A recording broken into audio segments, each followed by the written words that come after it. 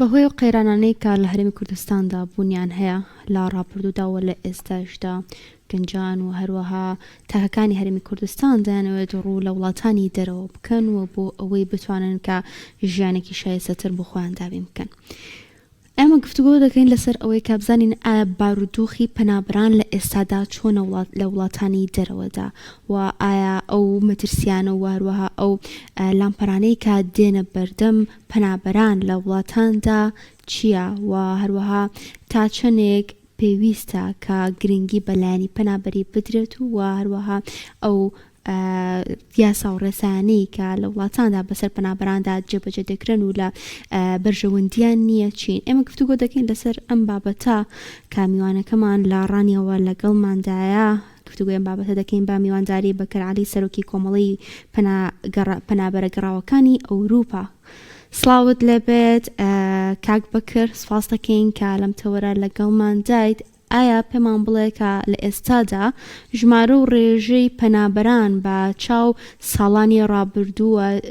ڕابردووتردا چۆنە و لە ئێستادا ژمارەکە ڕووی لە زیادبوون کردووە یان بەرەو کێ ڕۆشتووە؟ سڵاو لە ئێوەی بەڕێز و تەواوی کوردستانیان بە هیوای ڕۆژێکی باش بۆ هەمولایەک سەبارەت بە کۆچ لە هەرێمی کوردستان بۆ وڵاتانی ئەوروپا لە دیدی ئێمەوە کە ماوەی 16 ساڵە لەم بوارەدا کار دەکەین وەکو پێویست جیاوازیەکی وای نییە تاوەکو بڵین دڵخۆش بین یاخود شاد بین بۆ ئەوەی ئەمساڵ کۆچ کەمی کردووە بەراورد بە ساڵی ڕابردوو یاخود بە ساڵانی پێشووتر. زۆر باشە کاک بەکر، ئایا لە ئێستادا بارودۆخەکە جیاوازترە بۆ کۆچبەران و پەنابەران یاخود دەکرێت بڵین خراپترە لە ڕابردوو؟ بەڵێ ئایا مەگەر باز لە کۆچ بکەین کۆچ پەیوەست و پەیوەندە بە ژیان و گوزەرانی هاوڵاتیان وەک ڕەهەندێکی مرۆییش کۆچ لە تەواوی دنیا بوونی هەیە لە ژیانێکی خراپ بۆ باش یاخود لە باش بۆ باشتر. هەرێمی کوردستانیش بەدەر نییە لەم گەردوونەدا کە کۆچی تێدا بەردەوامە، بەڵام ئێمە گەر بمانەوێت هەوڵ بدەین بۆ بڕکردنی کۆچ یاخود بۆ کەمکردنەوەی ڕێژەی کۆچ دەبێت حکوومەت بێتە سەرخەت، دەسەڵات بێتە سەرخەت بۆ ئەوەی ژیانێکی شایستە فەراهەم کا بۆ گەنجان. ناکرێت گەنجان پراوێز بخرێن، ناکرێت گەنجان بێبەش بکرێن لە داهات و لە سامانی ئەم نیشتیمانە. بۆیە تاوەکو بێکاری بەردەوام بێت، تاوەکو پشتگوێ خستنی گەنجان لەلایەن دەسەڵات و حکوومەتەوە بەردەوام بێت، گومانی تێدا نییە کۆچ بەردەوام دەبێ و پێمان وایە لە هەڵکشانیشدا دەبێت. زۆر باشە کاک بەکر، ئەو پاڵنەرانەی کە زیاتر وە لە کۆچبەران دەکات خود زیاتر وە لە تاکەکانی کورد دەکات کە بڕۆنە دەرەوەی وڵات، پاڵنەرەکان زیاتر چین ئەوەندەی ئێوە ئاگادار بن و لە کۆچبەران و پەنابەرتان بیست بێت؟ بەڵێ دیارە کۆمەڵە فاکتەر هەیە کە دەبنە پاڵنەری سەرەکی بۆ ئەوەی گەنجان نیشتیمان جێبەڵن تاکە بژاردەیان ڕۆشتن بێ لەم نیشتیمانە. یەکێک لە فاکتەرەکان بەڕاستی ئێمە کۆمەڵێک فاکتەر هەیە کە باسییان لێوە بکەین نەبوونی هەلی کار کە یەکێکە لە بنچینە هۆکارەکانی کۆچ، نادادی لەم هەرێمەدا وای کردووە بەڕاستی نادادی چینایەتی کە هەمیشە باسمان کردووە، ئەوەش یەکێکە لە هۆکارەکان. ناسەقامگیری سیاسی ببینەوە بۆ ماوەی ساڵێک و چەند مانگێکە تاوەکو ئێستا حکوومەت نەتواندراوە بنیاد بندرێت، نەتواندراوە تەشکیل بکرێت، نەتواندراوە بگەنە ڕێکەوتنامەیە کە بێتە جێگەی هیوا و ئومێد ئەم گەنجان و هاوڵاتیان بەگشتی گەنج بە تایبەت جێگەی دڵخۆشی بە بۆی هیوایە کەڵ بچنێ لەم نیشتیمانە بمێنێتەوە. کەوابوو کۆچکردن وەک باسم کرد پەیوەستە بە دۆخ و ژیانی گوزەرانەوە. لێرە هیچ ئومێدێک نییە، هیچ هیوایەک نەماوە. ئێمەوە 16 ساڵە بەردەوام کار دەکەین، بەردەوام هۆشداری دەدەین، پەیام دەدەین لەگەڵ هەموو ئەوانەدا حکوومەت ڕادەچڵەکێنین کە بەدەم ئەم کەیسەوە بێ. یعنی بەڕاستی ئەگەر حکوومەت لە خەمی گەنج بێت 16 ساڵە دەبوایە کار بکات. چەندین جار داوا کراوە بە پرۆژە یاسا ئێمە پەرلەمان و ئەنجومەنی وەزیرانمان ئاگادار کردوتەوە کە لە دەستدانی گەنج سەرمایەکی گەورەی نیشتیمانیە. دەی ئەوان لە هەر تاکێکی سەرانی دەسەڵات یاخود سەرانی حکومڕانی بپرسی وێردەی سەرزمانیان سەربەخۆییە. دەی من لەوان دەپرسم سەربەخۆیی بە خەڵکی بە ساڵات چوو بنیاد دەندرێت؟ گومانی تێدانە نەخێر. بۆیە پێویستە لایەک لە گەنج بکرێتەوە، زەمینەی باشیان بۆ بڕەخسێت بۆ ئەوەی خۆشەویستی نیشتیمان و حکوومەت و نەتەوە وا لە گەنج بکات کە بمێنێتەوە. باشە ئەو کێشە و گرفتانێک کە ڕوبەڕووی پەنابەران دەبێتەوە کێشە و گرفتەکان خۆی لە چیا ئەبینێتەوە؟ مەبەست لە هەرێمی کوردستانە؟ بەڵێ لێرە و لە وڵاتانی دەرەوەش گومانی تێدانی هەر گەنجێک وەک باسمان کرد هۆکارەکانمان باس کرد نەبوونی هەلیکار، نادادی چینایەتی، ناسەقامگیری، دارایی و ئابووری وا لە گەنج دەکات کە تاکە بژاردەی ڕۆشتن بێ. ئەو لەمپەرانەی کە دەگەوێتە بەردەمی گەنج ڕێگا مەترسیەکانە، ڕێگا قەدەرەکانە، ڕێگەی مەرگە، وەک دەبینین ساڵانە چەندین گەنجمان دەبێتە قوربانی لە ڕێگاکانی دەریای ئیجە و ناوەڕاست و لە زیندانەکانی لیبیا و بوڵغاریا و پۆڵندا و لاتیڤیا کە بەشێکی زۆریشان تاوەکو ئێستا تەرمەکانیان نەگەڕێنراوەتەوە. بەو ڕێگا پڕمەترسیدارانەدا گەنج هەنگاو دەنێت، گەر بێ هیوانە بێت هەنگاو نانێت بۆ گەیشتن بە یەکێک لە وڵاتانی ئەوروپا. لە کاتێکدا دەبینین ئەوروپا وەکو ساڵانی ڕابردوو نەماوە کە باز لە ساڵانی ڕابردوو دەکەین هەتا 2011 ڕوئایەکی تر بۆ پەنابەران لەلایەن وڵاتانی ئەوروپاوە، بەڵام بەداخەوە لە دوای 2020 جۆرێکی تیکە هەیە، جۆرێکی تر خوێندنەوە هەیە لەسەر پەنابەر، کەیسەکان قورس کراوە، مەرجەکان زیاد کراون بۆ پێدانی مافی پەنابەری وەک دەبینین لە وڵاتانی ئەوروپا بەتایبەت بریتانیا بە جۆرێک کەوتۆتە خۆ، فشارێکی زۆری خشتۆتە سەر خاڵە سنووریەکانی بۆ داخلبوونی گەنجان بۆ ئەو وڵاتە، یاخود کاتێک کە دەگەن بەوێژ بەڕاستی کۆمەڵێک مەرجی قورسی داناوە بۆ پێدانی مافی پەنابەری، ڕێگریکردن لە کارکردنیان بە نایاسایی. ئەوانە هەموو دەبێتە هۆکارێک کە گەنج لەوێژ ناومێت بێ، گەنج لەوێژ بێ هیوا بێت، تاکە هیوای ئەوە بێت چاوەڕوانی وەرگرتنی مافی پەنابەری بێ، ئەو جار بتوانێت بچێتە ژیانێکی شایستە و مرۆڤ ئاساوە. باست لە کێشەکان کرد لە ئەوروپا و لە وڵاتانی ئەوروپی، ئایا کێشەکان تەنها یاساین یاخود کێشەی دیکەژێتە بەردەمیان؟ بەڵە بێگومان ئەگەر لە پێشەوەی بگەن بە وڵاتی دڵخوازی خۆیان لە ڕێگای کۆمەڵە کێشە و گرفت ڕوبەڕوویان دەبێتەوە. وەگەوەی دەبینینە تاوەکوێ ساقسە لەگەڵ بەڕێستان دەکەین کۆمەڵە خەڵک لە دڵ ڕاوکەیەکی زۆر زۆر قورستای ئەوانەی کە ڕۆڵەکانیان لە ڕێگادانا بەتایبەت لیبیا و تونس، ئەوانە کە ساڵ و نیوێک بۆ 2 ساڵ دەبێت زیاتر خواستی لەسرە بۆ ئەوەی بگەن بە وڵاتانی ئەوروپا. لەوێ لەلایەن باندە میلیشیاکانەوە داوای پارەیان لێ دەکرێت، ئەزیەت دەدرێن، ئەشکەنجە دەدرێن، وەگەوەی لە ساڵی ڕابردوو بینیمان بەڕاستی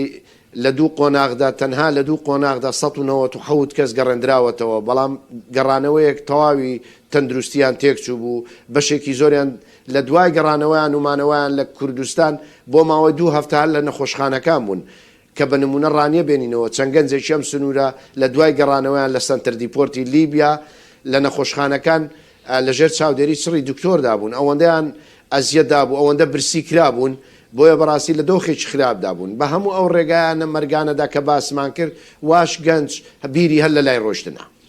کاک بەکر ئەو هۆکارانێکەوە ئەکات زیاتر پەنابەران بگەڕێنرێنەوە بۆ ناوچەکانی خۆیان، هۆکارەکان چین؟ ئیمساڵ خۆشبەختانە هیچ گەنجێک وەکو یاسای ئەم وڵاتانە لەسەر بنەمای داخلبوونیان بە نایاسایی بۆ وڵاتانی ئەوروپا نەگەڕێنراوەتەوە، تەنها ئەوانە نەبێت کە کێشەی یاساییان هەبووە، ئەوانە بن کە سەرکێش بوونە لە کۆمەڵە کاردا تێوەگلاون، ئەوانە زیندانی کراون و دوای دادگاییکردنیان و سزادانیان دیپۆرتی ئەم وڵاتی ئێمە کراونەتەوە. باشە کاک بەکر، ئەو کەسانەی کە دیپۆرت دەکرێنەوە ئایا هۆکارەکانیان چی بوون زیاتر ئەوانەی کە لە ڕابردوودا گەڕێنراونەتەوە و ئایا ئەمانە هەوڵیان داوە جارێکی تر ڕووبکەنەوە ئەو وڵاتانە دووبارە؟ ئێمە گەرباز لە ڕابردوو بکەین لە ساڵی 2009 هەتا 2013 بە چەند قۆناغێک خەڵک گەڕێنرایەوە لە وڵاتانی ئەوروپا بەگشتی بۆ هەرێمی کوردستان، تەنها لە ڕێگەی ڕێکخراو نێودەوڵەتیەکان وەکو IOM و ئەنێم و ئۆفی و قەندیلی سویتی و چەند ڕێکخراوێکی تری نێودەوڵەتی کە ڕایەڵک بوون بۆ گواستنەوەی ئەو گەنجانەی عراقی و هەرێمی کوردستان بەتایبەت بە نزیکی 3500 کەس گەڕێنرایەوە لە ماوەی 4 ساڵەدا، بە نزیکی 1800 کەس بەس بە زۆرم لێ ناردرایەوە، بە نزیکی 5 بۆ 6,000 کەس بە خواستی خۆیان گەڕاونەوە، جگە لەوانێ لە ڕێی سەفارەتی یاخود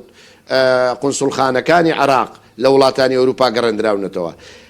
لەگەڵ هاتنی شەڕی داعش جارێکی تر کۆچ پێچەوانە بووە، بەشێکی زۆری ئەوانە بوون کە گەڕانەوە چوونەوە جارێکی تر بۆ ئەوروپا و بەشێکی خەڵکی تریشیان لەگەڵ خۆیان برد. لێرەدا کە ئەوانە ژیانێکیان بۆ بەرجەستە کرابە، حکوومەت هاوکاریان بە، حکوومەت هاوخەمیان بە، حکوومەت بەدەم گرفتەکانیانەوە چوو بە، گومانی تێدانە خەڵکی کەش نەدەڕێ بەڵام ئەوانە دوای 4 ساڵمانەوەیان و پشتگوێ خستنیان لەلایەن حکوومەتەوە نەبوونی هەلی کاروای کرد بێ هیوا بنجارێکیکە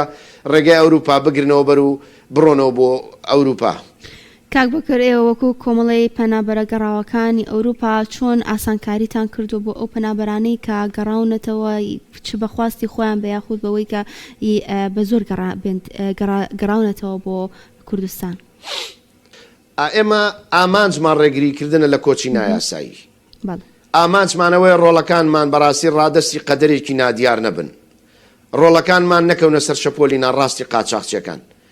بۆیە بەردەوام ئێمە هەوڵمان داوە گەنجانمان هوشیارکەینەوە لە ڕێگەی وەرکشۆپ سیمینار دیبیت لە زانکۆکان لە پەیمانگاکان لە خوێندنگا بنەڕەتیەکان و چەندین جاریش بەڕاستی نمایشی فۆتۆگرافی قوربانیانی ڕێگەی کۆچمان کردووە بێسەر و شوێنبوانی ڕێگەی کۆچمان کردووە لە ڕانیا قەڵاتزا هەولێر بەردەوام بووین لەسەر ئەم کارانە و دەیان زمینەی کارمان لە کەرتی تایبەت ڕەخساندووە ئەوەندەی کە لە توانەماندا بووەکو کۆمەڵەکەمان زمینەمان بۆ گەنجانە ڕەخساندووە کە تێکەڵ بە کۆمەلگا بکرێنەوە و بەشێک لەوانەیە کە گەڕاونەوە تووشی ئاڵەتی شپرزەی دەرونی بوون ئاراستی وەزارەتی تەندروستیمان کردو ئەوانیش بە خۆشحاڵی و سوپاسەوە هاوکار بوون لە ڕووی پێدان و دابینکردنی پێداویستە پزیشکەکانیان. ئەوەی ئەرکی ئێمە بووە ئێمە وەکو ئەرکێکی ڕەوشتی وەکو ئەرکێکی نەتەوەی وەکو ئەرکێکی ئاینی بەجێمان گەیاندووە ئەوەی کە ماوەتەوە دەسەڵاتە حکوومەتە دەبێت بێتە سەرخەت زمینەی کار لە توانای ئەودا بیڕەخسێنێ زیاتر نەک ئێمە هۆشیارکردنەوە تەنها لەسەر ئێمەیە بەڵام پاڵپشتی و خستنە خزمەتیان دارایی و کردنەوەی کۆمەڵێک فابریک و جا چ بچوک بێت چ گەورە بۆ ئەوەی گەنجان لە خۆی کۆ بکاتەوە بیر لە ڕۆشتن نەکەنەوە بەڵام بەداخەوەی ئێمە دەیبینین تاوەکو ئێستا حکوومەت وەکو پێویست نەهاتۆتە سەرخەت ئەو جە یەکشتی تر هەیە بەڕاستی کە جێگەی داخە دەیبینین لەشکرێک گەنج داخلی سۆسیال میدیا کراوە هەر یەکە و لەلایەن بەرپرسێک یاخود لەلایەن دەسەڵاتێک تەبەنی دەکرێت سەپۆت دەکرێت بۆ تێکشکاندن و هاڕینی کەسی بەرامبەر ئەوەش بەڕاستی بۆتە دیاردەیەکی ناشرین و کە لە هەموو عرف و عاداتێک و کللتوری کۆمەڵایەتی ڕەسەنی کوردی دوورە بۆیە دایکان و باوکان من پێم وایە کە ڕۆڵەکانیشیان ڕادەسی ئەم ڕێگا قەدەرە دەکەن نانێوە داخلی ئەم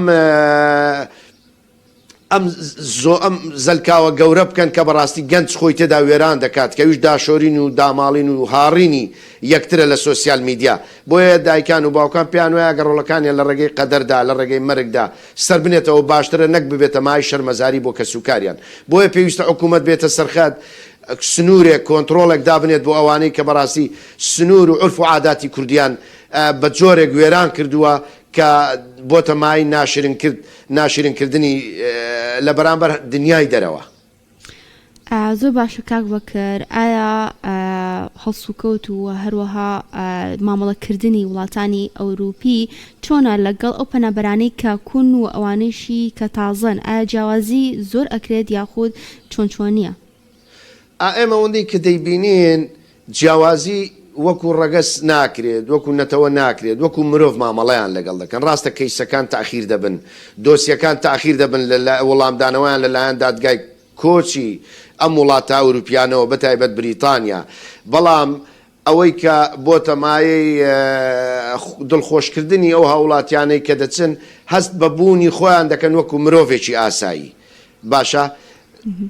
ژیانیان ئەگەر لە کاتێکدا کاریش نەکەن ئێمەوە هاندەر نەبێت بۆ ڕۆشتنی گەنجان ئێمەوە گوتم ئێمە هەمیشە دژی کۆچی نایاسایی هەوڵ دەدەین بەڕاستی ببینە بەشێک لە کەمکردنەوەی هۆکاری کۆچی نایاسایی بەڵام ئەوە حەقیقەتێکە یعنی ئەو ژیانەی دوور وڵاتیا ئەو ژیانە غوربەتە ئەو ژیانە دوور لە کەسوکارەی پێ باشترە مانەوەی لە نیشتیمانی خۆی کە هیچ منفەسێکی بۆ خۆی تێدا نەهێشتۆتەوە بتوانێت داهاتوویەکی تێدا بەدی بکات یعنی نازانین ئێمە دەڵێن ئەم دەسەڵاتە ئەم حکوومەتە یعنی تێر نەبوو لە پاشەکەوتکردنی ئەم هەموو سامانە زەبەلاعی کە قوتی تاک بە تاشی ئەم هەرێمەیە ئەم حکوومەتە بیر لەوە ناکاتەوە گەنجان داهاتووی ئەم نیشتیمانەنە ئەمانە بیر ناکەنەوە ئەوان چۆن جگەرگۆشەکانیان ڕاستڕەچینیان لە خەوێکدا باشترین دکتۆری دێنە سەر بەڵام ئایا ڕۆڵەکانی تری ئەم میلەتە ئەگەر ئەوان ڕۆڵەکانی ئەوانیش چ جیاوازیەکیە بۆ دایک و باوکیان کە لەم ڕێگایانەدا دەبنە خۆراکی ئاژەڵە دڕندەکانی جەنگەڵەکانی بولغاریا یاخود دەبنە خۆردەی ماسیەکانی دەریای ناوەڕاست و دەریای ئیجا دەی خەم و ئازاری ئەوانە چ جیاوازێکیە لەگەڵ ڕۆڵەکانێک کە دەکەوێتە بەردەستی ملیشیاکانی بەڕەگە سووری لە وڵاتی لیبیا و ئازار و شکنجە دەدرێن و بێڕۆزی و سوکایەتیان پێ دەکرێت دەی ئەوە دەبێتە پەڵەیەکی ڕەشی ناشیرن بۆ تاک بەتاچی